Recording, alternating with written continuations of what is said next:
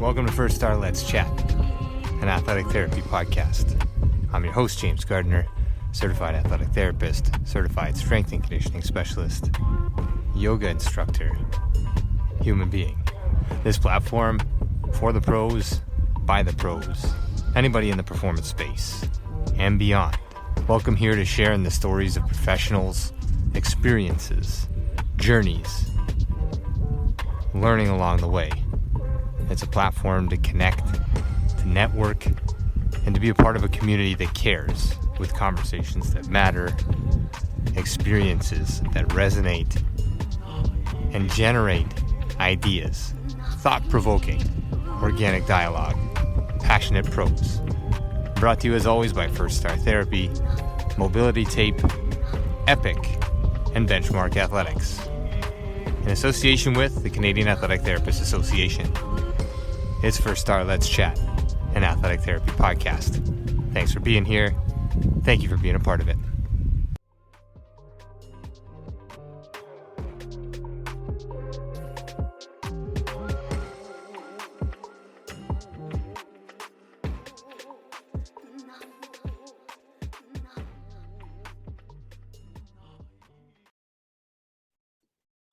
All right, I got the notification. We got the notification, so we are live. It's First Star Let's Chat, an athletic therapy podcast, session 89, and one that came together over a bubble period, over 18 months, over a long competition, and ultimately a world championship. So I am humbled to be graced with the presence of a couple world champions and going to co-host this one with another great human being, Dan Noble. He's on the road currently. He is the director of performance at Grid Athletics.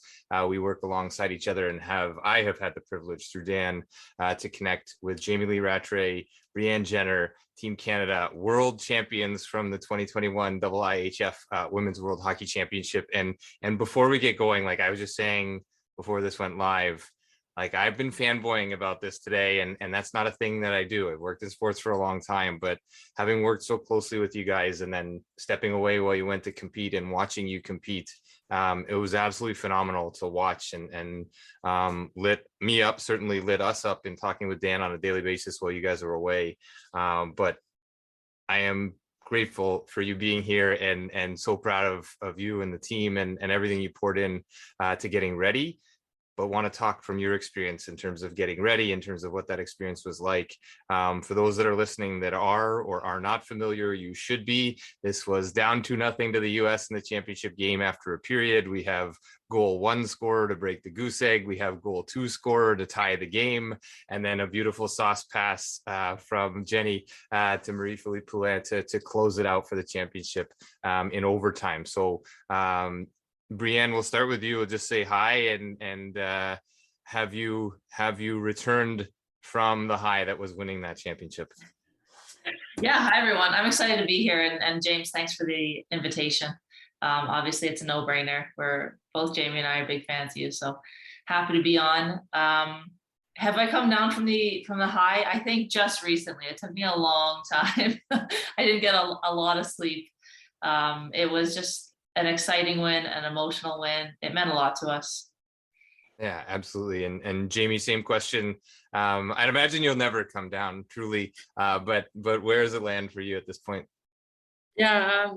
Thanks, James, for having us. Obviously, really excited to be here. But honestly, I don't know if I don't know if it's sunk in yet, really, still. I think sometimes I go on Instagram or whatever, and I see some of the videos and the pictures that the girls are still posting, and it still doesn't really feel real. And again, like Jenner, I don't know if I slept really the first 2 nights afterwards, but I don't know. It was a lot of fun, and it'll probably sink in hopefully in the next week or two. Well, I mean, let it sink in and let it be what it needs to be. Is absolutely an amazing journey to be a part of, just watching from this end. And Dan, I hope your audio is okay over there, but how about you, Dan, in terms of watching this and following this from your perspective? It was first off, like your introduction had me thinking of like I was ready to sing a Josh Groban song. You lift me up, and I was like, classic. I was like, that should be your new intro song. Sorry, side note, distraction. I was about to start singing, but I won't. I mean, it was just so. I think, to be honest, I was probably, I think, as I said to these these athletes, you know, in this group, this team that like, you know, probably the highlight of my coaching, you know, profession, I think was watching just because it meant so much to me as well of just, you know, I don't think I've ever gone through trained one group of athletes for that consistently amount of time. And then not just trained, but also like survive through like, you know, a pandemic together. Right. You know, like we're literally, I remember when, you know, you guys left and it was just like me by myself in the gym, just sitting and like pretending to work and pretending to go to work every day. And my wife's like, where are you going? And I'm like, I don't know. I'm just going to go sit in a lawn chair in the middle of a gym.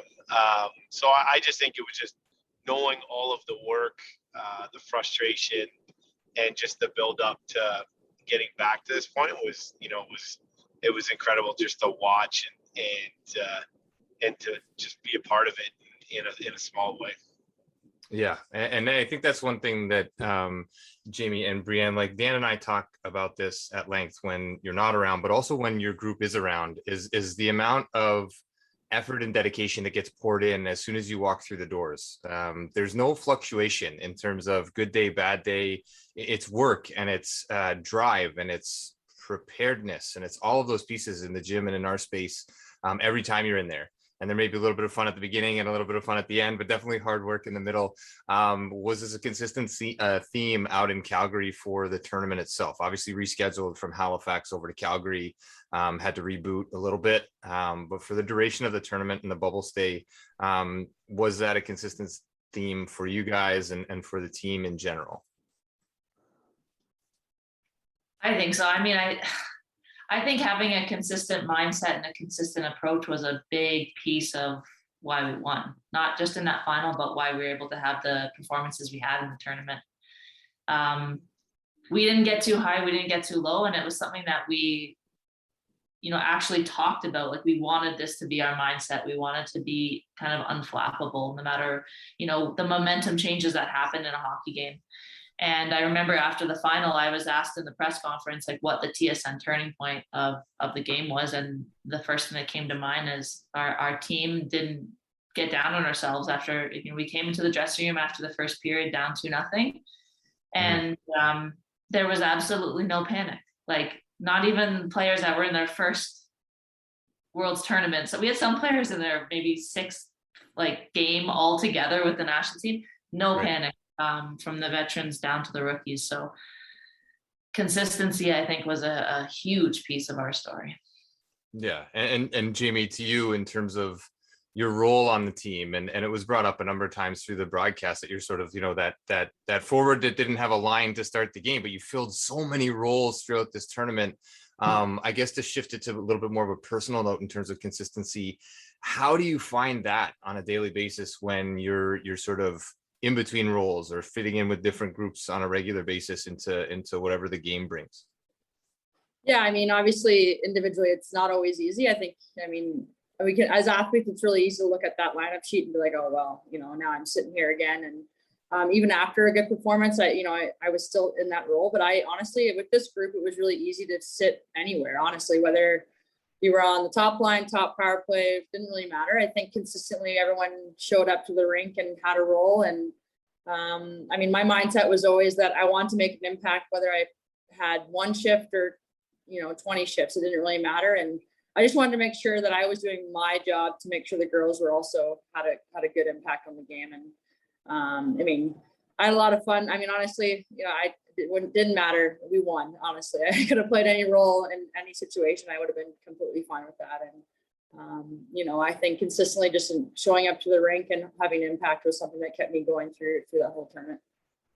And for a little bit of context for some of our listeners out there, if you watch or go back and watch these games, Jamie and Brianne, the way that you play on the ice, and I don't say this just because you're here, I actually said this a number of times going to the facility the next morning after watching you play, and the mentality on the ice and the mentality in the gym, like it doesn't usually mimic itself the way that it does for both of you. Watching you train and being on the gym floor and how you enter and exit and move and do these things, and then you take it on the ice and there's that again, that consistency of sort of just delivering, and when you're there, you're doing the job, you're being whatever you need to be, but also at a very high end. And that was our experience with you off ice as well throughout the whole pandemic training experience. And to a person coming in the next day into the facility, you know, the guys that were in there training, it was always like, did you see Ratty last night? She was unbelievable. Did you see that pass from Jenny? Do you see her set up? Like, it was amazing to be a part of it. And I think you have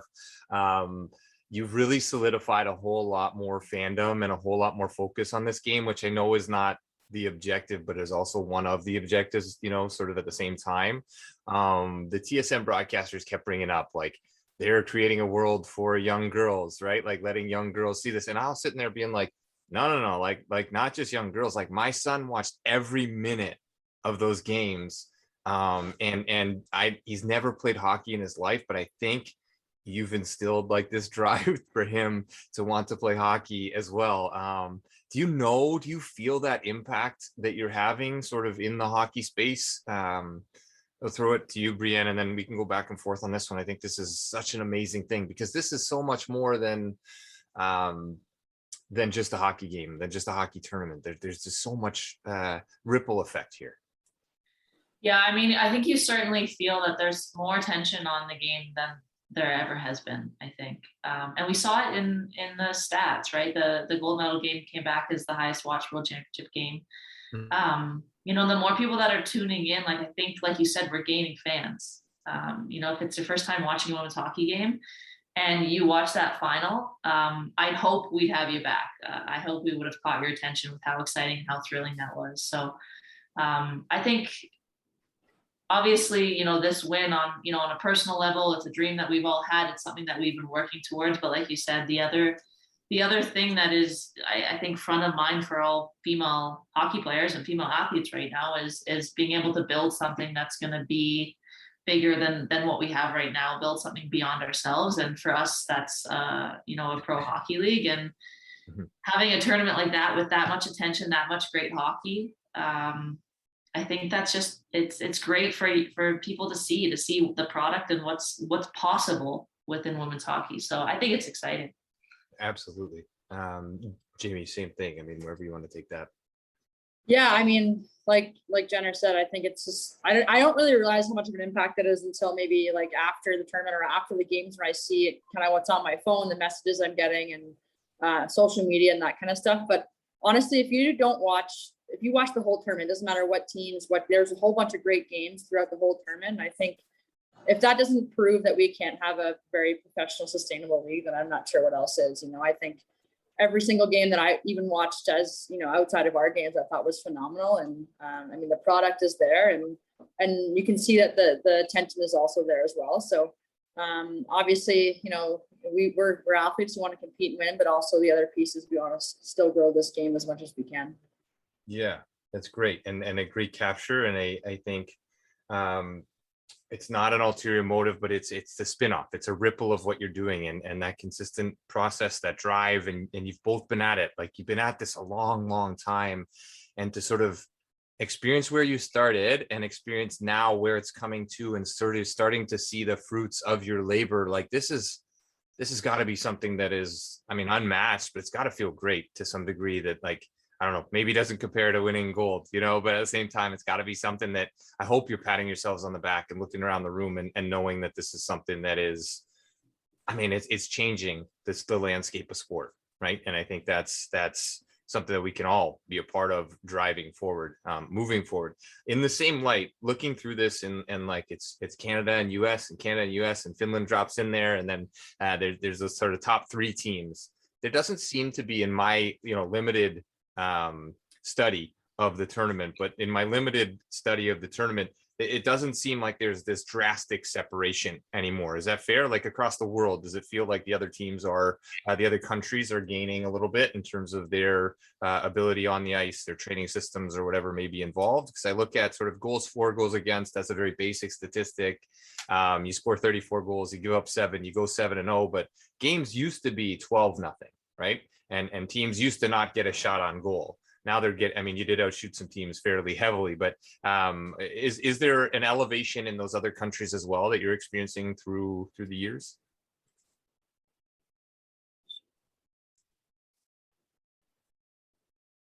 Did I lose you guys? I think this might be my connection here. Just give me a second and we'll see. They're both frozen at the same time. Can you guys still hear me okay?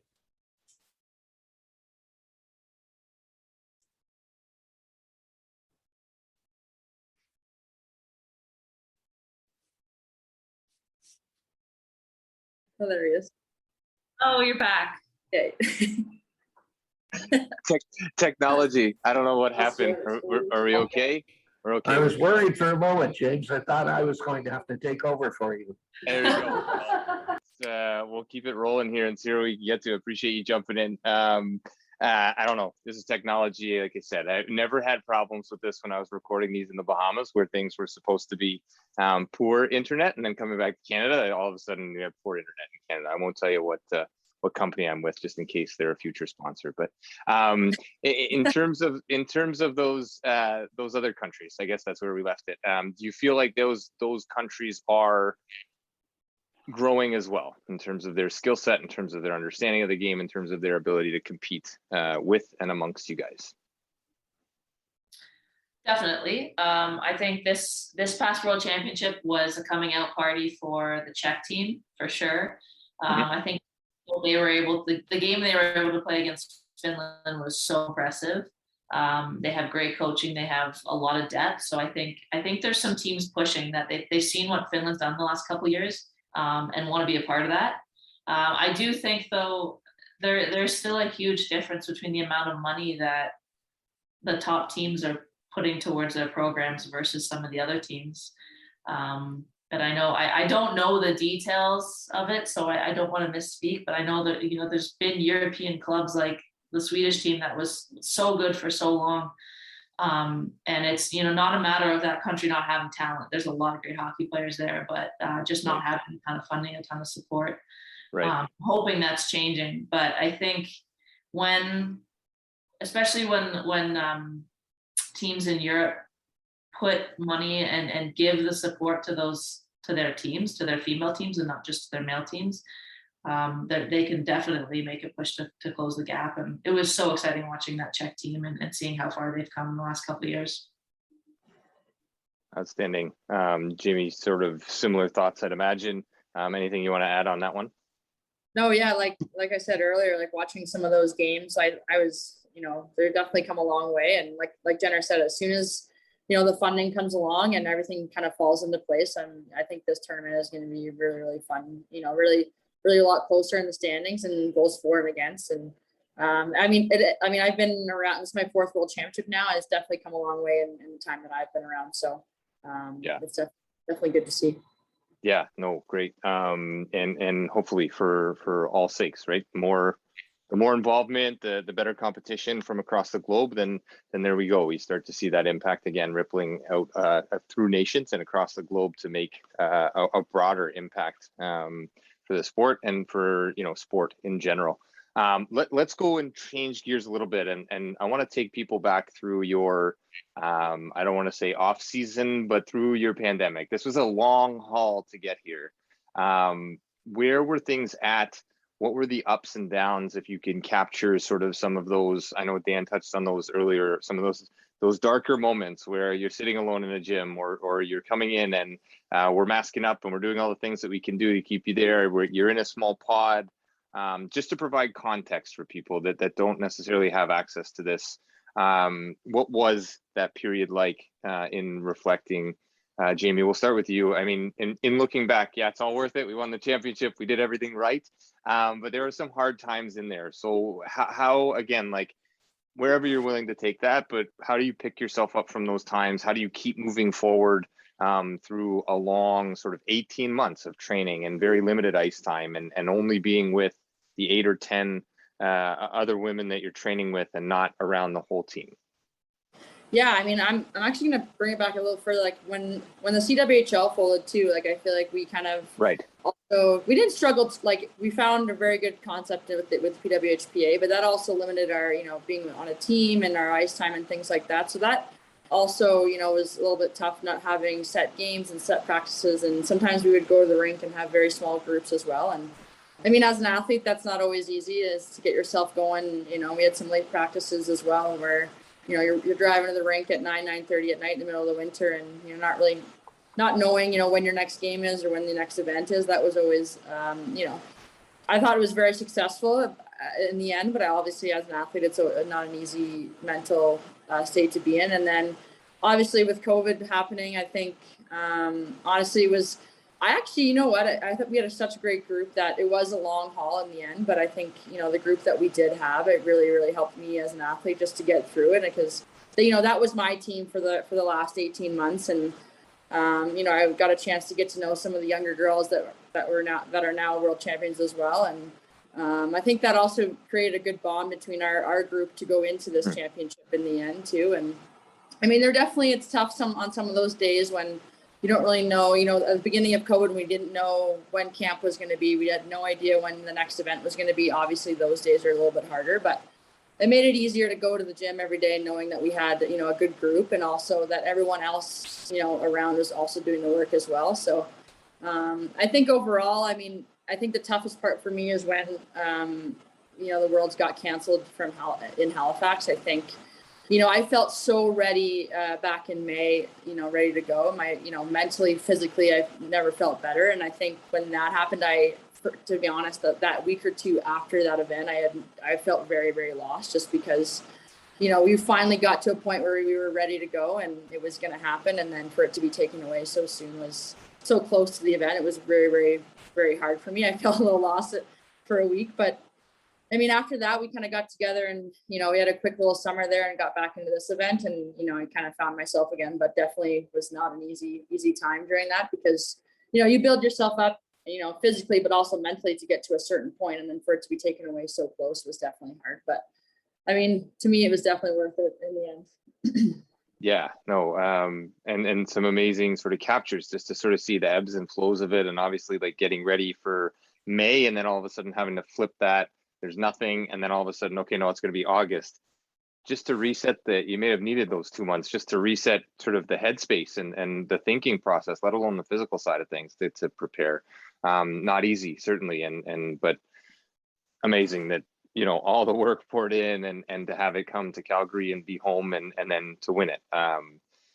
Cherry on top, I suppose. Brianne, how about yourself in terms of some of those things throughout? And Dan, if you're connected once Brianne finishes, just some of your thoughts in terms of that as well. Some of the moments and how you keep going as a director of performance, as somebody who's programming and doing these things on a regular basis. Like, it's across the board. None of this was easy. All of this had directive. But Jenny, to you first.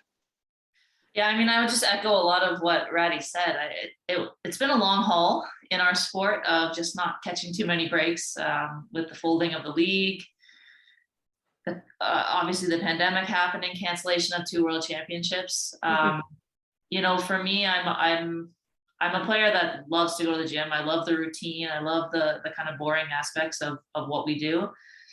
But there were times in the last season where it was tough because there was no kind of championship scheduled at times that we knew we were going to play in. We didn't have games ahead.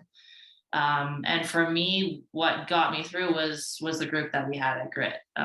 You know, having my teammates there, having you and Dan.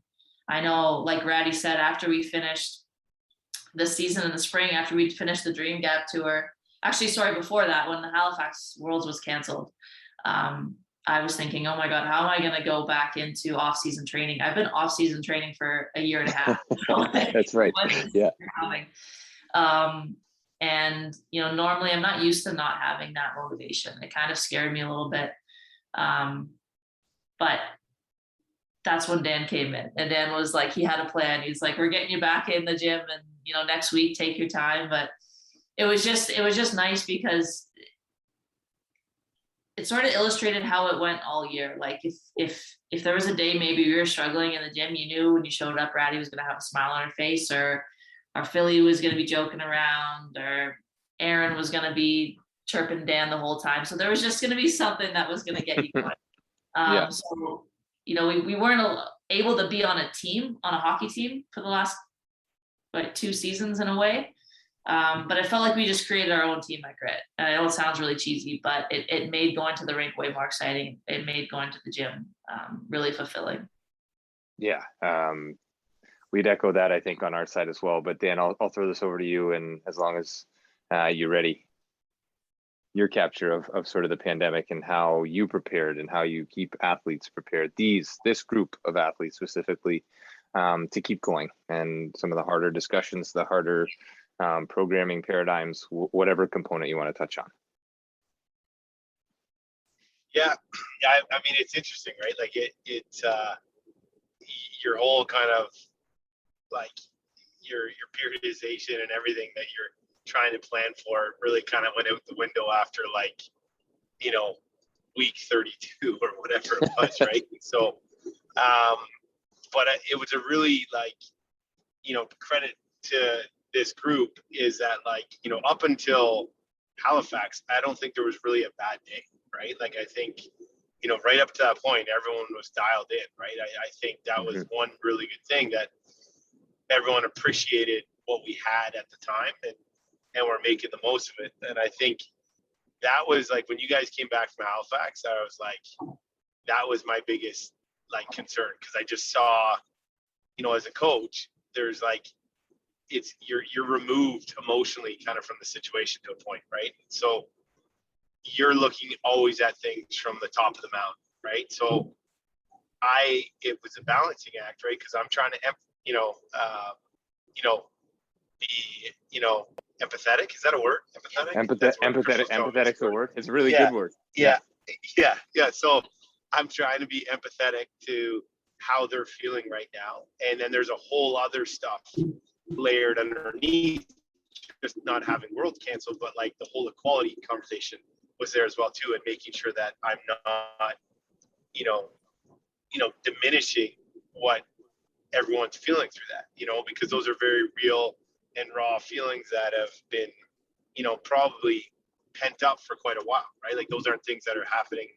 And then at the same time, I'm like, well, hey, we got to flip a switch here, because this is also coming quick, right? You know, and so it was a really, you know, and credit to Jenner, and, you know, and talking to you through this and too, but of just that balancing act of just managing, you know, emotions and people, and just trying to create an environment of finding wins and slowly bringing people back in, but also recognize, you know, that human element. I think that's kind of been, you know, my approach to programming is always programming that human piece along with the physical piece, right? And that's why I like to do things. That's why I don't hand out pieces of paper, right? Like, that's why I don't hand out, you know, put a ton of stuff on the whiteboard, because I find sometimes that can create divisions between this. And this is something that I always believe there's so much power in going through that program together, and, like, you know, and not having one person racing out the door to get home to their cat or whatever it may be, right? And just doing, you know, going through that together. But it was, I would say that was the most unique point of just me trying to, like, manage that situation of, like, getting you guys, because I know physically you're ready, but, like, how do we get, because you have to let go of resentment and frustration at times as well too, and focus on, you know, like, that laser focus on, you know, the task at hand.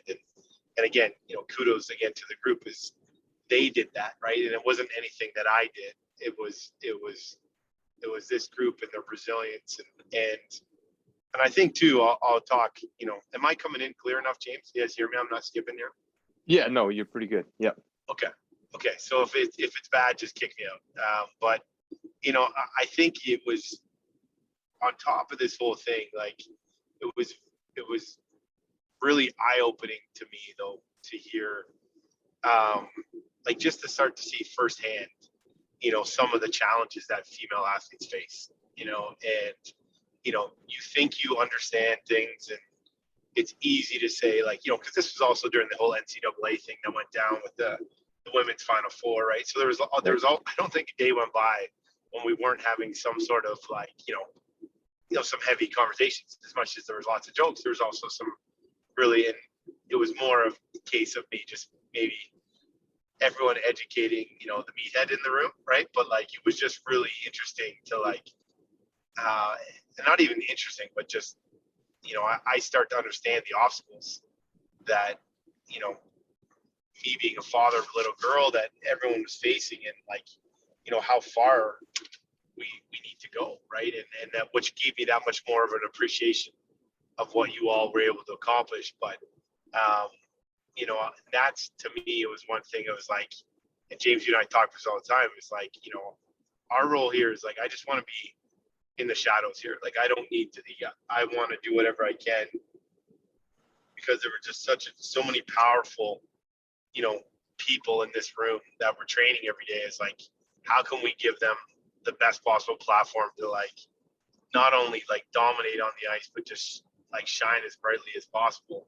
And that the world can see, like, what you all have to offer. And it just, I just think it's still just the tip of the iceberg, and so, I'm grateful for my own, from a selfish perspective of like that, I had to do some like a lot of reflection on my own in terms of where are those areas that I've sucked at being just, ignorant to a lot of the stuff and not doing something, and so I'm thankful for you guys for being patient with me and just like, again, to learn and be inspired and also find out really how I can, support and how I can, stand by it, and also make it not about me. Like, and it's about, again, just letting you guys, because there's so much power within that whole team, right? Like, you just see it, like the interviews, like there's something really special there. And I think, as James talked about, like, it's almost like the perfect time for this to kind of catch fire, and people are looking for the perfect time in history right now in society, where there's just so much, people are ready for change. People are ready for something different. And I think they're ready for this group of women, that are, have just really put themselves on the map, in terms of not only players, but just as world-class athletes and people. Yeah, and some really great talking points and great captures, and empathy is definitely a word, but the other word would be compassion too. And this group between to a person coming into the room and feeling each other and understanding each other, and a group of anywhere from, within the numbers and the allowable bodies in the building to, upwards of sort of 10, 11 training at the same time as a group. For you guys going into Calgary and then, I don't want to say meeting, but reacquainting with the other portion of the roster. How did that unravel? Because I'm really interested, because you have this great dynamic of 10, and then you move into another space, and you kind of have to stay separate. I'd imagine you have to stay in sort of like the bubble and do all these pieces. So without giving away any secrets, because I don't want the US to know how this worked and how it was integrated or anything like that, but how did that transition happen for you guys? Was it pretty straightforward, or like non-combative, obviously, but how did that play? How did that feel? Brianne, we'll start with you. And was that difficult? Was that simple? Was it straightforward? Was it just a matter of getting back on the ice together? Where and how did that play out? Honestly, like, getting back with the rest of the group was pretty seamless. Having a tight group is something that we actually like put our minds to and work towards this last year, because we couldn't really be together physically that much. Right. We did a lot of meetings. We did a lot of small group chats. We did a ton of work so that we knew each other, not just as teammates, but as people. So when we kind of came together, it was just an exciting feeling. Obviously, we had all the protocols, like our first couple skates was small group. We were quarantined for a number of days, but that was one of the coolest aspects, I think, of being bubbled for the past 40 days. Like, yeah, it was tough not being able to see family. It was tough not having, anything with friends and family after games. Like, we weren't outside for, I think, the last 30 days, to be honest, other than getting off the bus. But the coolest thing is we were around our teammates all the time. So there was a ton of euchre played, a ton of Dutch blitz, just lots of bonding. And it was a really special time. And we kind of talked about as a group that, we could complain about these circumstances, or we could make the most of it, enjoy it. And I think those 40 days all together, where you couldn't go outside, you couldn't really do anything, you just had to entertain each other.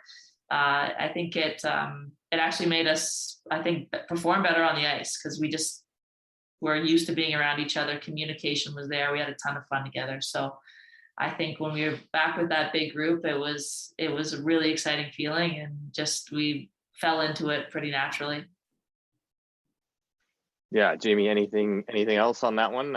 It's a pretty great capture. I don't know what Dutch Blitz is, but I'll look that one up as well. You gotta play. Great game. It's literally just like speed that, remember the card game Speed, but it's like speed like on steroids. It's ridiculous. And Jocelyn LaRock might be the best player I've ever seen in my life. And it's fun. It's like we all get up and we're like standing up and sweating. And like, I remember at one point we were in the first hotel of ours and we we're in this booth, just like all sweating. I was like stripping off layers because we were playing, but I don't know. I think it was a long haul in the bubble, but I didn't feel like I didn't feel like life was pretty good. I got to be around my teammates. We were playing the best sport in the world, and life couldn't be much worse than that. So much better than that, I should say. But I think like Jenner said, that the transition was pretty seamless, right? Like we were all just so excited to be a team again. We all were kind of stuck in the small group kind of atmosphere for a long time. And it was just, I've never seen so much energy in our first team practice, and so much energy going around the room. And it was just a lot of fun to be a part of.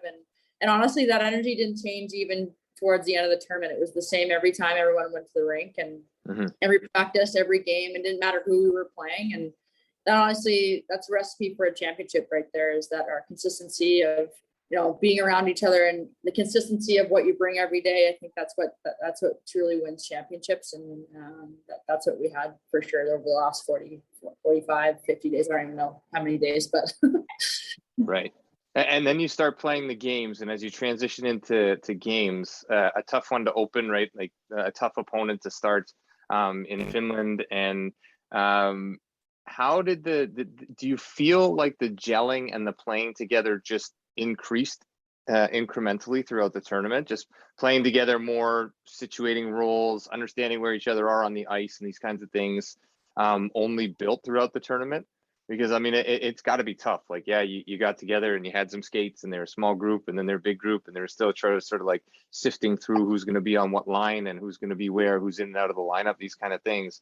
Navigated through 7 games, that there's a lot of other moving parts there. Was that difficult? Was it fairly incremental? You felt like the what's the word I'm looking for? But you gelled a little bit as the tournament went on in terms of on ice performance. It sounds seamless as human beings knowing each other, but then there's on ice, right? And how that chemistry was the word I was looking for, but how that chemistry sort of matured, I guess, as the tournament went on. Is that a fair capture, Jenny, from your standpoint as an alternate captain on the team and somebody who's been around for a long time and in a leadership role in these kind of pieces? Is that something that was palpable throughout the tournament? Yes. Probably this team would be probably my top 3 of teams I've played on in terms of chemistry, on ice and off ice. And my theory as to why we kind of had that on ice chemistry so quickly is because we all committed to playing the same way. We committed to our systems, our identity, our game plan. Because just natural chemistry when you're freewheeling, that's amazing in hockey. And of course we had some of that too. We had some natural chemistry between D pairs and lines. But sometimes that takes time to develop, right? And you have to find different combos. But I just found that every line worked for us, every D pair worked for us. And I think it was because we knew the game plan and we were team first. We weren't out there to kind of for our own egos. We weren't out there to play our own way. It was, we're going to play our way. And that was our theme throughout the whole tournament, our way. And I think that's why we had so much chemistry. Yeah. Jamie, same thing. I mean, we'll just flip it a little bit in that. And I'm just sort of going back through my head and there's some eerie similarities between game 1 and the gold medal game, right? Down 2-0 to start the tournament, down 2-0 to end the tournament, so to speak, in first game and last game.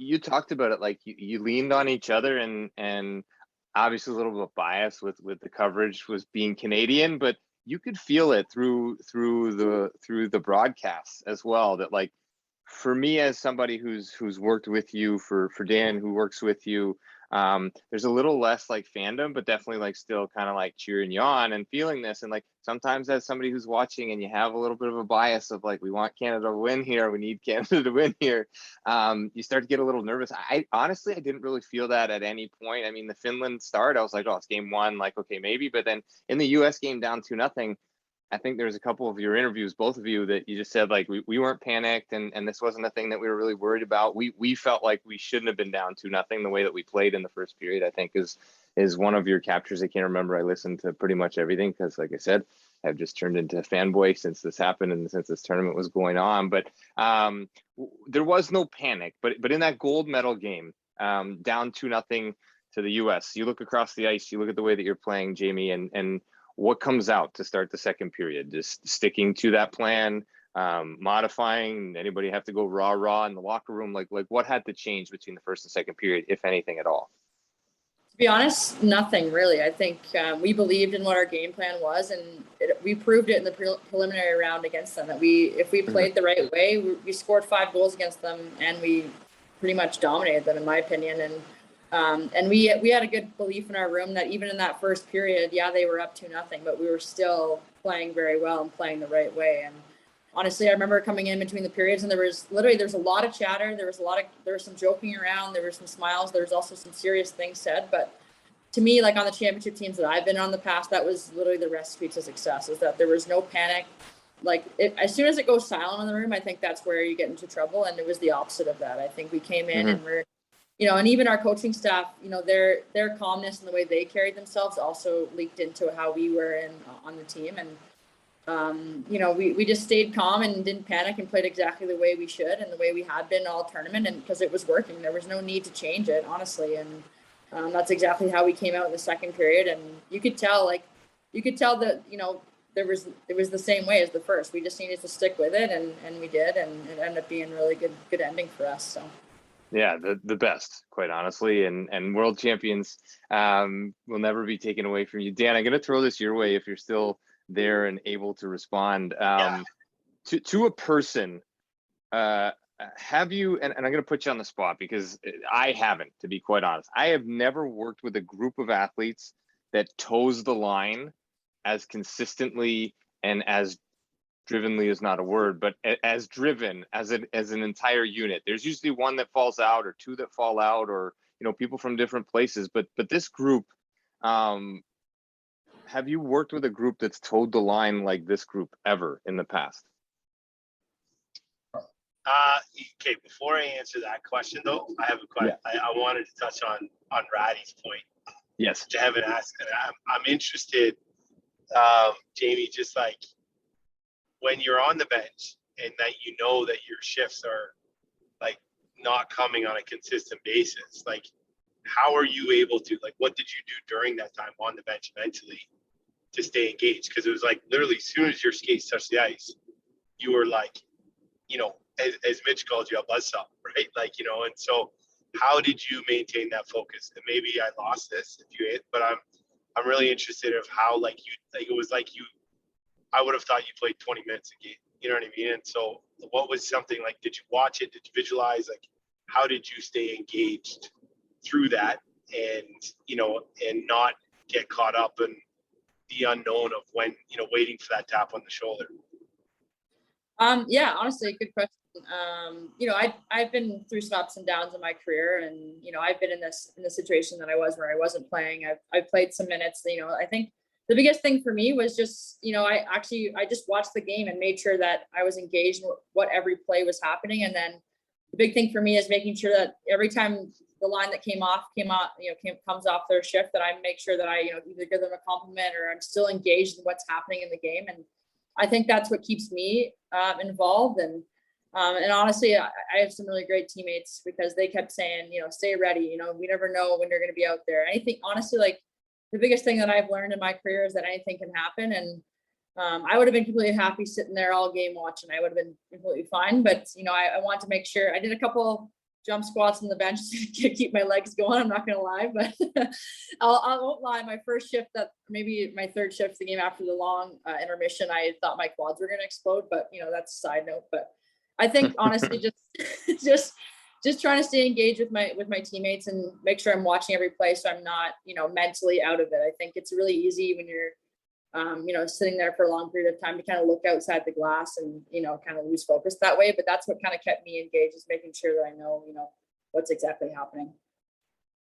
I just have to add, like, what Ratty did in that tournament was absolutely, like, phenomenal. Like, I don't think I've ever seen someone play that role so amazingly. Like, every time you were put up with the line and we went out there together, like, there was zero doubt. Like, I just knew you were ready. And it's, talking about it makes it seem like it's this easy feat, but it's extremely challenging as an athlete to be able to do that physically and mentally. So I mean, I don't, just for the listeners out there, like, this is one of the greatest performances that I've witnessed. And it was pretty special to be able to be on the same line and be in a couple goal celebrations with her.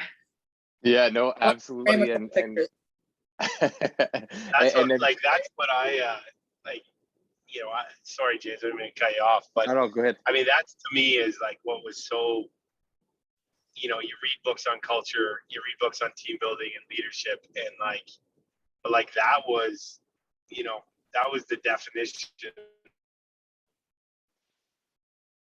right? Like that was culture. Like, when, however you want to look at it, and chop wood, carry water, sweep the sheds, all the cliches, but like, Jamie, you embodied that, right? Like that, like the amount of, like, that's where I kind of want you to touch on, because I think not even just for young kids, but for young professionals in general, that, like, it's like we live in such a me culture, right? And there's so many people in your situation would have sat on the bench like, well, where's my time, right? And then you start the story of like, well, just wait. Well, when I get my chance, and then you start finding yourself, because I've been in that position in football where I would find myself at times literally hoping one of my teammates would get hurt, so I would get the opportunity. And then I'm like, what is wrong with you? Like, you know what I mean? Like, thinking is so toxic, right?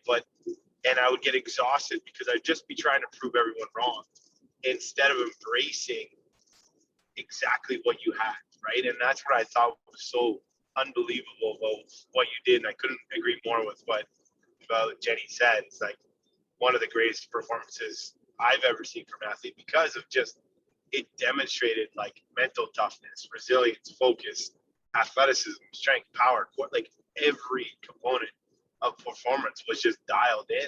And I just think that was like so awesome to see it, just to see, like, for people, I think there's just such a powerful message. And I didn't mean to like belittle that at all, Ratty, in terms of talking about your ice time, because you were definitely like with one of the most effective players. Like, that team, the team is not the team without you. And that's where, I guess, is like, I just think that piece is so powerful. Like that, like, James, you ask about how do you come together? Like, I find that your culture is only strong is that extra player, right? You know what I mean? Like that, if everyone on that roster, right, is not have the same mentality and just have that same belief that, like, it's not about me, like it's about us, right? And I just thought that was so amazing. And then, but just the embodiment of, like, just the epitome of a professional, right? Of to be able to maintain that focus.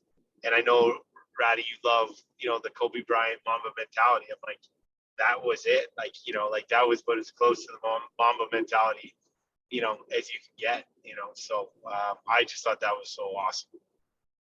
Well, I appreciate it. Honestly, it's pretty cool to hear that. And I think, honestly, the biggest thing, like, you just want to try to make an impact, and it doesn't matter whether, you play, 20 minutes or, honestly, like, you're on the national team. It's pretty neat to be a part of that group. And if, I do the same thing over again, it wouldn't matter. I just want to try to help the team whenever I can. And I don't know, I had a lot of fun.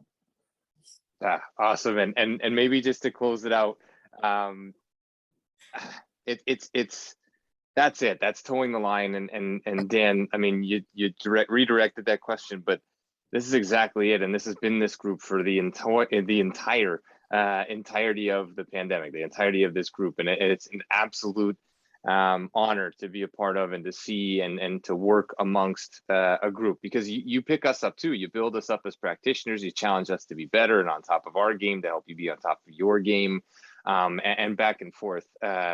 Jenny, to close it out here, like overtime goes to 3-on-3 to close out a world championship. Like, do your eyes light up a bit and like, oh, look, more ice to play with, like more space to move around. I'll be able to find MPP maybe from across the ice here. Like, is that a thing that you look forward to? I mean, I felt like this was Advantage Canada when it went into 3-on-3, and the players that were on the ice sort of on that routine basis to close it out. Was that sort of I don't know, what was your mentality, I suppose, jumping over the boards every 38 seconds or whatever it was in overtime? Yeah, I mean, I think before we went into the third period, we were having those conversations like there's going to be more ice, we need to possess the puck, we got to change with possession, all those kinds of things. But honestly, once that overtime starts, and I think when I think back to any sort of gold medal performance or any strong performance, like I'm not thinking, my brain's completely shut off. I'll be honest. Like I had no idea who scored. We're just in the zone. And I think that's special. Like when you can get to that place where you're just being and not thinking. Mm-hmm. And you only get there if you put in the preparation and you kind of put yourself in a position to do that. So I wish I could tell you that I was licking my chops and thinking about all these different things, but I'm just reacting, anticipating and reacting and trying to shut the brain off and let the hockey player take over. Yeah, that true flow state, which comes through only being prepared and knowing who you are and knowing who's on the ice and knowing who's in the room and having all of the things that we've talked about through this evening's chat and through many days leading up to this. But we'll leave it there. I know you guys have plenty to do. I think it's dinner time where you guys are probably, and Dan's still driving home, so he should hop off and do those pieces. But this has been absolutely fantastic. I look forward to doing it again in the future, to seeing you guys as we prepare here for what's coming next, and keeping an eye on things and tabs. You have our number, reach out anytime. But world champions. Yes, so, Dan, go ahead. I'm going to interrupt because I can't even get a word in, so I'm going to just jump in and make it happen. Yeah, but one thing I would say, like that cool part about with Jenny, like we're in a group chat of like with our male professional athletes, and they're all watching that game. And I was like, and Jenny, when you made that pass, like within a second, Mitch is like, what an unbelievable pass, right? Like Mitch Marner, like one of the most prolific, passers in NHL history. And I just thought that was so cool, like in a reflection of just like that group of like where, like the mutual admiration for the skill set, right? Like, I don't even think he talked about that goal, but it was just like the pass. And,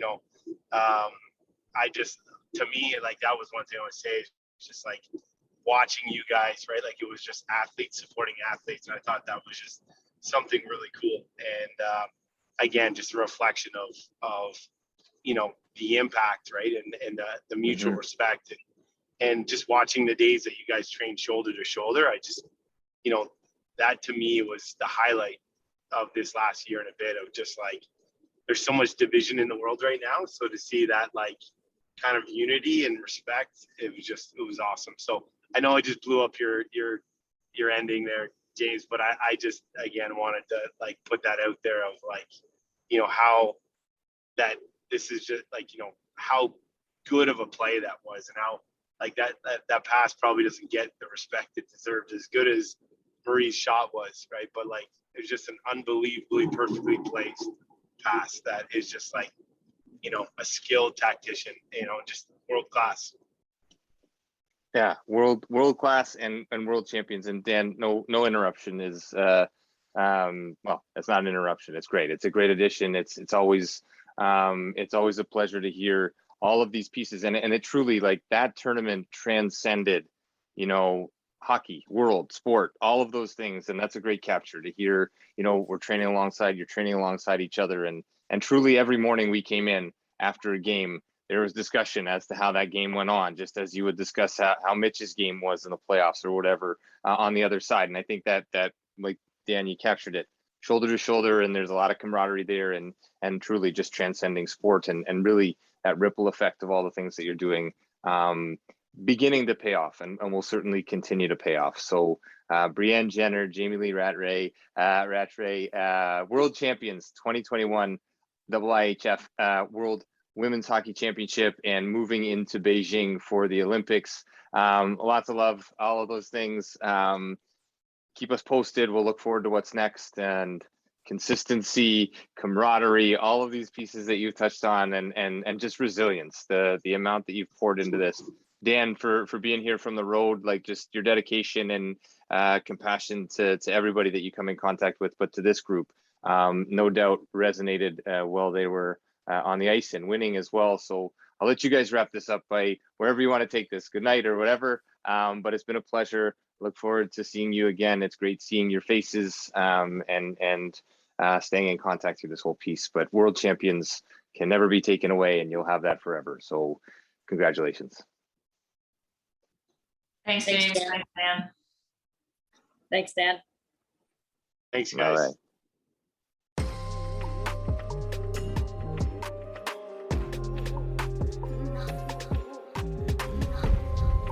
Thanks again for being here. Thanks for listening. Thanks for being a part of this community. Check us out online, firststartherapy.com. That's FIRSTAR therapy.com. Or email us with feedback, consult@firststartherapy.com. CONSULT@firststartherapy.com. On Instagram @firststar.therapy, and our podcast host @letschat.at. This is First Star Let's Chat, an athletic therapy podcast.